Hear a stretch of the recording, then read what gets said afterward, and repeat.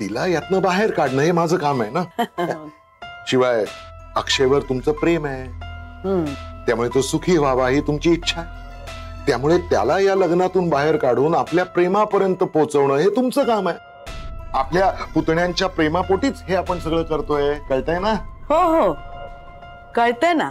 पण कसं आहे वसुधाताई, आपली ही जी माया आहे ना ती या घरच्यांना कळत नाहीये ना.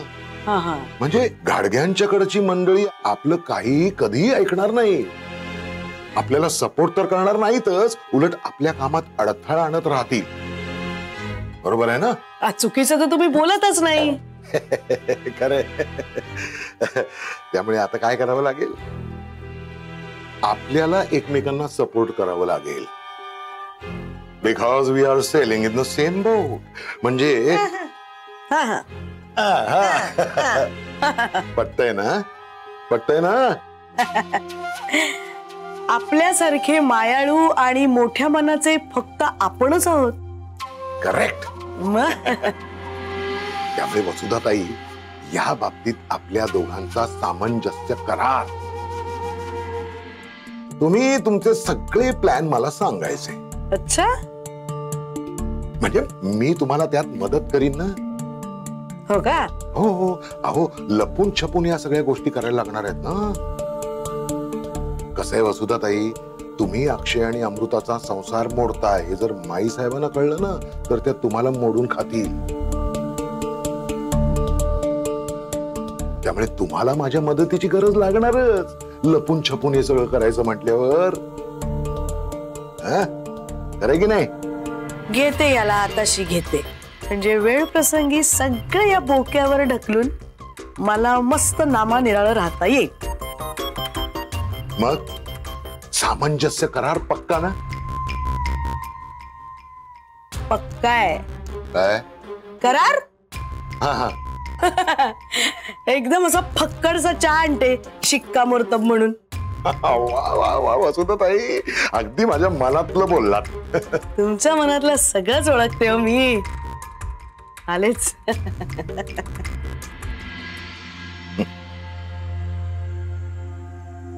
खोळी की काय तू?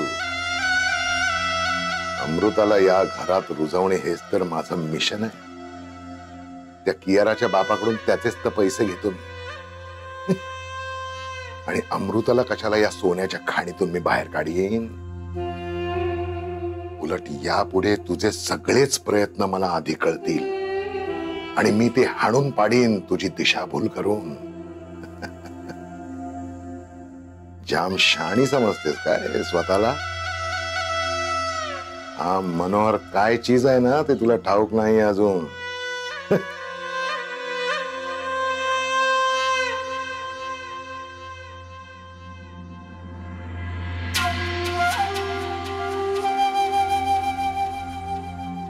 हा बोका काय चीज आहे हे चांगलंच ठाऊक आहे मला. याच्या मनात नेमकं काय चालू आहे?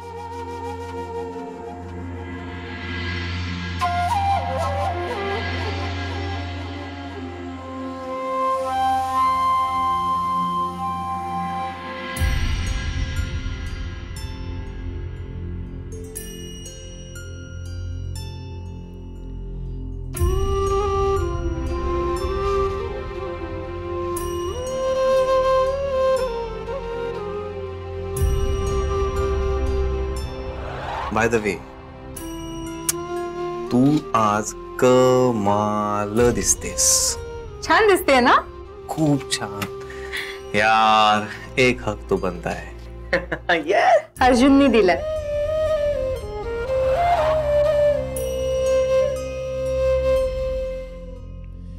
अमृता अमृता अमृता फक्त तीच दिसते तुला. तिचा त्रास दिसतो तुला, माझी कळकळ नाही दिसत, माझा त्रास नाही दिसत. तुम्हा दोघांना एकत्र बघून माझ्या मनाला काय त्रास होत असेल याची जरा तरी जाणीव आहे का तुला? मी तर अर्जुन बरोबर एकाच खोलीत राहिले असते तर चाललं असतं का तुला?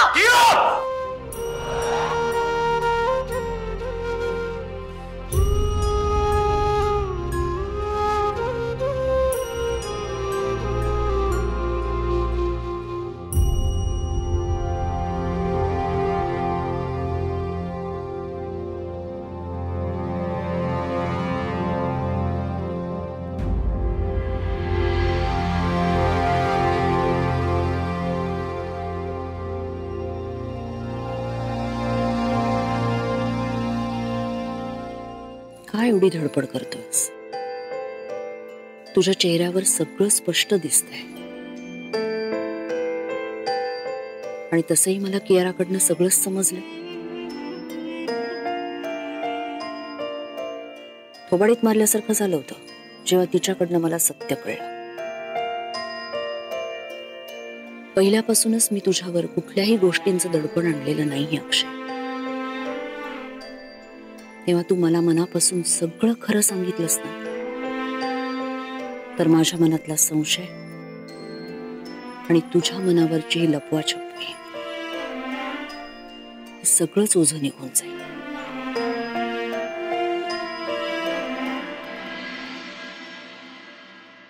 माझं आजही कियारावर प्रेम आहे आणि मला माझं सगळं पुढचं आयुष्य तिच्याबरोबर घालवायचे, तिच्याशी लग्न करून, हे सत्य आहे. आणि अमृताचं काय? तिचा विचार केलास? घरच्यांचा विचार केलास? घरच्यांनी माझा विचार केला कधी? मला काय हवंय, मला माझं आयुष्य कसं घालवायचंय, कुणाबरोबर घालवायचंय, माझं कुणावर प्रेम आहे याचा विचार घरच्यांनी केला? पण मी घरच्यांचा विचार केला, म्हणूनच लग्नाच्या आदल्या रात्रीपर्यंत घरात मी थांबलो होतो. पण तरी घरच्यांना माझा विचार आलाच नाही, म्हणून मला निघून जावं लागलं.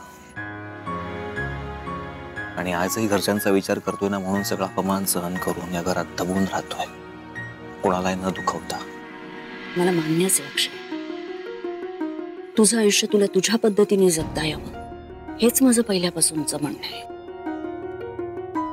पण आपण जेव्हा आपल्या मनासारखं वागत असतो तेव्हा आपण दुसऱ्याला दुखावत तर नाहीये,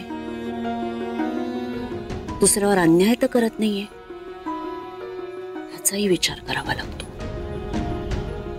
तू एक वेळ तेव्हा घरच्यांना दुखावलं असतंस ना तरी चाललं असतं. तू सुखी आहेस म्हणल्यानंतर ती जखम पटकन भरून आली असती. आणि अमृतालाही तेव्हा ते लग्न नको होतं. अमृताला आजही लग्न नकोच आहे आई, म्हणून तर ती मला आणि कियाराला सपोर्ट करते, आम्हाला एकत्र आणण्यासाठी ती प्रयत्न करते. आणि फक्त ही आजची गोष्ट नाहीये, लग्न ठरण्याच्या आधीच आमचं बोलणं झालं होतं या विषयावरती. तिचं करिअर करायचं होतं आई, आणि त्याच्यापासून मी काही लपवलं नव्हतं. आम्हाला दोघांनी एकमेकांशी लग्न करायचं नव्हतं.